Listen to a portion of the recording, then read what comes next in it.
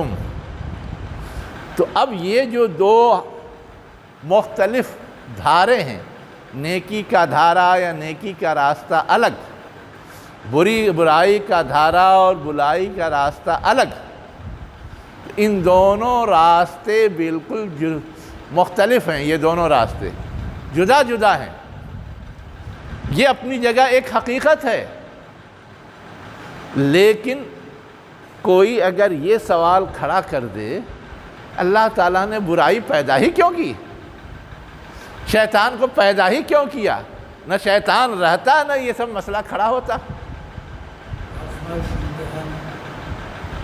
ایک سوال ہے نا، بہت زیادہ لوگ سوچنے لگتے ہیں تو اب یہ سوال کھڑا کرتے ہیں، یہ نہیں سوچتے کہ یہ برائی اگر نہیں ہوتی تو بھلائی کی بھی کوئی قدر و قیمت متعین نہیں ہوتی، غلط راستہ نہیں ہوتا تو صحیح راستے کی بھی کوئی وزن طے نہیں ہوتا۔ یہ دونوں مل کر کے ہی امتحان کو وزندار بناتے ہیں، امتحان کی قدر و قیمت طے کرتے ہیں، اس لیے کہ ان دونوں کے درمیان وہ آزمائش میں رہتا ہے اور آزمائش میں پورا اتر کر کے مزید انعام کا حقدار بنتا ہے، اور آزمائش میں اگر ناکام ہو گیا تو سزا کا حقدار بنتا ہے۔ لیکن اگر اللہ تعالیٰ آزمائش کا سلسلہ ہی بند کر دے، کیا کرے؟ آزمائش کا سلسلہ ہی بند کر دے تو پھر جہاں ہے وہیں کا وہیں پڑا رہ جائے گا، آگے بڑھنے کا موقع نہیں ملے گا۔ جبکہ انسانی فطرت، انسانی خواہش کیا ہے؟ اچھے سے اچھا۔ مان لیا ابھی اللہ تعالیٰ نے ہم کو دے رکھا ہے بہت کچھ، لیکن اس کے باوجود ہر شخص کیا اچھا کیا برا یہ چاہتا ہے کہ اور بہتر اور اچھا، جتنا مال حاصل ہو گیا اور حاصل ہو، جتنی خوبصورتی حاصل ہے اور حاصل ہو، جتنی اولاد ہے اور ہو، جتنا اچھا کپڑا ہے اس سے اچھا کپڑا ہو۔ یہ انسانی فطرت ہے، اس فطرت پہ تو بریک لگ جاتا۔ لیکن امتحان کے نتیجے میں اللہ تعالیٰ نے ایسا انعام جس کا ہم تصور نہیں کر سکتے دینے کا وعدہ کیا۔ اب اس کو پانے کے لیے کچھ تو ہمیں محنت اور کوشش کرنی پڑے گی۔ اب جو کرتا ہے وہ پاتا ہے، جو نہیں کرتا پیچھے لڑک جاتا ہے، وہ محروم ہو جاتا ہے، جو ملا ہوا ہے اسے بھی دستبردار ہونا پڑے گا۔ تو یہ وہ چیز ہے جس کی طرف یہاں اشارہ کیا، ان سعیکم لشتی،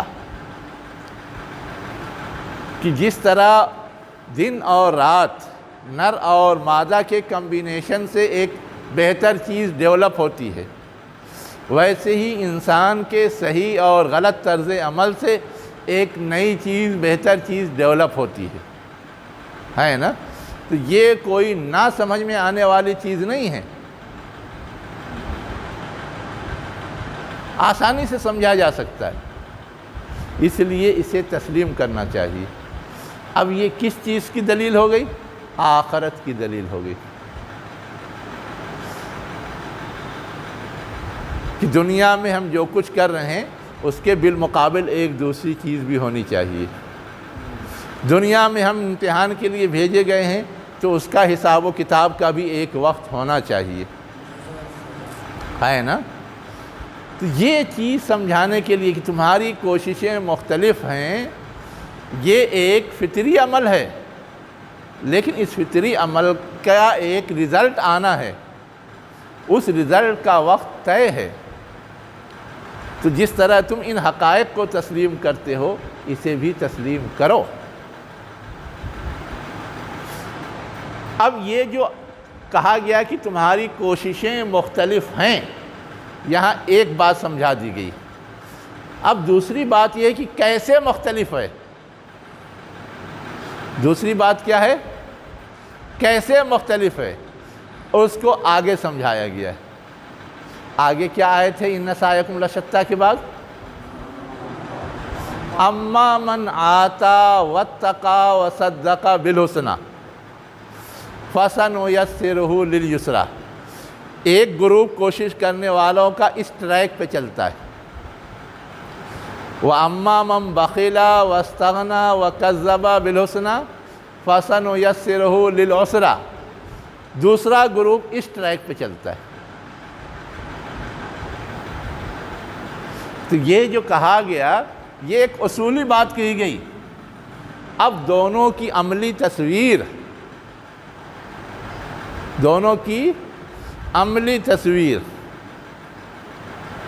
آگے بتا دی گئی کہ ایک صحیح ٹریک پہ چلنے والے کون لوگ ہیں اور غلط ٹریک پہ چلنے والے کون لوگ ہیں۔ یہ دو بیسک تقسیم ہیں دنیا کے سارے انسانوں کی، دنیا کے سارے انسانوں کی بیسک، اور جو چیز بتائی گئی ہے وہ بھی بیسک بات ہے۔ وہ بھی کیا ہے؟ بیسک بات ہے۔ اس کے بغیر نیکی کا تصور نہیں کیا جا سکتا، اس کے بغیر بدی کو سمجھا نہیں جا سکتا۔ اب سب سے پہلی ایک گروپ کی کیا خوبی بتائی گئی؟ نمبر 1 عطا، نمبر 2 تقوی، نمبر 3 تصدیق، نتیجہ کیا ہے؟ یسرا۔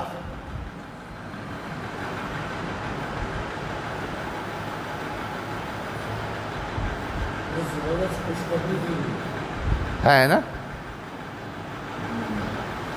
نتیجہ کیا ہے؟ یسرا۔ اب یسرا کی تفسیر آپ پڑھیں گے تو ملے گا کہ یسرا سے مراد جنت ہے۔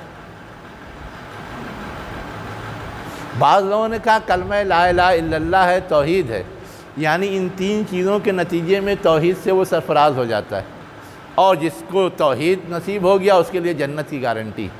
بات میں کوئی بہت فرق نہیں ہے، لیکن مفسرین کیا کہتے ہیں کہ توحید کا راستہ آسان ہو جاتا ہے، توحید کو سمجھنا اپنانا آسان ہو جاتا ہے، اللہ تعالیٰ اس کی توفیق دے دیتا ہے ان 3 خوبیوں کی وجہ سے۔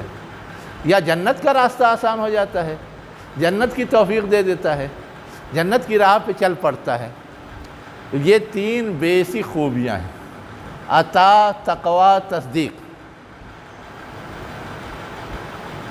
یہ کسی کے اندر ہے تو گویا اس کے لیے جنت کی گارنٹی ہے۔ مختصر لفظوں میں ہاں ہاں ہاں ہاں تو وعدہ تو ہے ہی۔ ہاں ہاں ہاں آسان کرتا ہے۔ اب یہاں پر جو چیز سمجھنے کی ہے نا، وہ کیا ہے؟ بہت ٹپیکل چیز ہے۔ سماج اور معاشرے میں قدردانی کس کی ہوتی ہے؟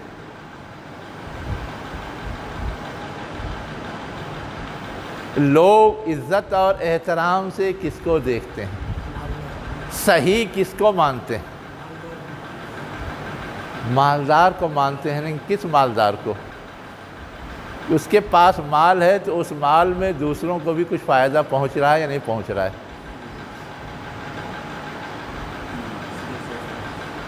ہے نا؟ اور مال ہی کا معاملہ نہیں ہے، مال کے علاوہ جو چیز بھی کارآمد ہے کسی کے پاس، علم ہے، صحت ہے، عقل ہے، ذہانت ہے، کچھ بھی ہے۔ اگر کوئی عالم ہے اپنے علم کو چھپائے بیٹھا ہے، کسی کو نہیں بتاتا، کس کام کا؟ لوگ اس عالم کی قدر نہیں کرتے۔ کسی کے پاس ذہانت ہے، اس ذہانت کا استعمال نہیں کر رہا ہے، کس کام کا؟ اس سے اگر کسی کو فیض نہیں پہنچ رہا ہے، کس کام کا؟ کوئی خوبی ہے، کوئی نعمت ہے، اس کا فیض دوسروں کو پہنچے گا تو اس کی قدردانی ہے، اور نہیں پہنچے گا تو نہیں قدردانی ہے۔ اس معاملے میں کیا کافر کیا مومن، کوئی اس سے ہٹ کر نہیں سوچتا۔ ایسا ویلو ہے یہ، ایسی قدر ہے یہ۔ مومن کے سوچنے کا انداز بھی یہی ہے، کافر کے سوچنے کا انداز بھی یہی۔ اسی کو کہا گیا آتا، کہ اللہ تعالیٰ نے ہر انسان کو بہت ساری چیزیں عطا کی ہیں۔ مال دیتا ہے، اولاد دیتا ہے، علم دیتا ہے، عقل دی ہے، اور پتہ نہیں کیا کیا صلاحیتیں دی ہیں۔ ان صلاحیتوں کا استعمال ہونا چاہیے، اور اس سے صرف خود فائدہ نہیں اٹھانا چاہیے، ہر ایک کو اس کا فائدہ پہنچنا چاہیے۔ خود اگر فائدہ اٹھاتا ہے تو وہ خود غرض ہے، مفاد پرست ہے، اس کی ویلو نہیں ہوتی۔ وَيْلٌ لِّكُلِّ ہُمَزَةٍ لُمَزَةٍ الَّذِي جَمَعَ مَالًا وَعَدَّدَهُ۔ کیا سمجھایا گیا وہاں؟ کہ ہے جمع کر رہا ہے، گن گن کے رکھ رہا ہے، لیکن دوسروں کو فائدہ نہیں پہنچ رہا ہے، لا حاصل۔ لیکن دوسروں کو فائدہ پہنچ رہا ہے، ہاں۔ اب ہم جب دوسروں کے کام آئیں گے تو اللہ کا فضل اور ہم کو حاصل ہوگا، اللہ تعالیٰ ہمیں اور دے گا، وہ تو اس کا ڈکلیریشن ہے۔ گن گن کے رکھو گے تو اللہ بھی گن گن کے دے گا، اور خرچ کرو گے تو اللہ بھی خوب دے گا، یہ تو حدیث ہے۔ تو پہلی خوبی یہ بتائی گئی، لیکن تقویٰ کے مفہوم کو جب ایک قدم اور آگے بڑھاتے ہیں تو یہ سمجھتے ہیں کہ اللہ کے ڈر سے غلط حرکت سے باز آئیں، صحیح عمل کریں، گناہ سے بچنا، غلط حرکت سے بچنا۔ اب میں یہاں پر ایک آپ کو کلو دیتا ہوں سمجھنے کے لیے، تقویٰ کیا ہے۔ ہم کسی کو دے رہے ہیں، سخاوت ہے، اچھی بات ہے، نیک کام ہے، لیکن اگر احسان جتا رہے ہیں،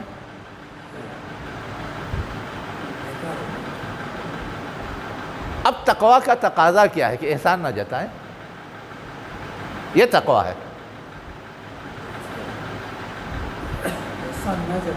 ہاں، احسان نہ جتائیں، یہ تقویٰ ہے۔ ہاں، یہ بھی ہے۔ ویسے ہی ہم دے رہے ہیں لیکن خراب مال دے رہے ہیں، جو اپنے لیے پسند کرو وہی دوسرے کے لیے، اپنے لیے اچھا دوسرے کے لیے خراب۔ اگر ہم نے خراب دیا تو یہ غلط کاری ہے، وہ اللہ کے یہاں مقبول نہیں ہوگا۔ اچھا دیا جو اپنے لیے پسند کرتے ہیں وہی دوسروں کے لیے، یہ تقویٰ ہے۔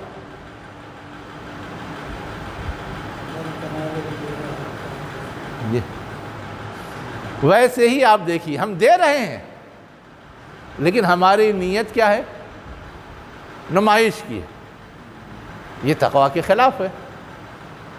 رضا کارانہ دے رہے ہیں اللہ کی رضا کے لیے، خلوص نیت کے ساتھ، یہ تقویٰ ہے۔ تو جو بھی کام ہم کر رہے ہیں وہ شریعت کے دائرے میں ہو، شریعت کے مطابق ہو، اس کے مضر اثرات سے روکنے والے ہوں، وہی چیز تقویٰ ہے۔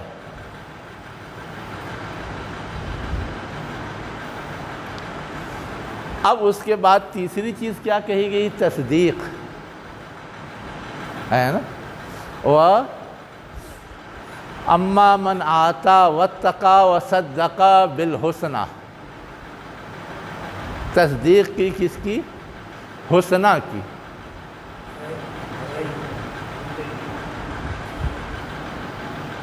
خیر کی، بھلائی کی، یہ ترجمہ ناقص ہے۔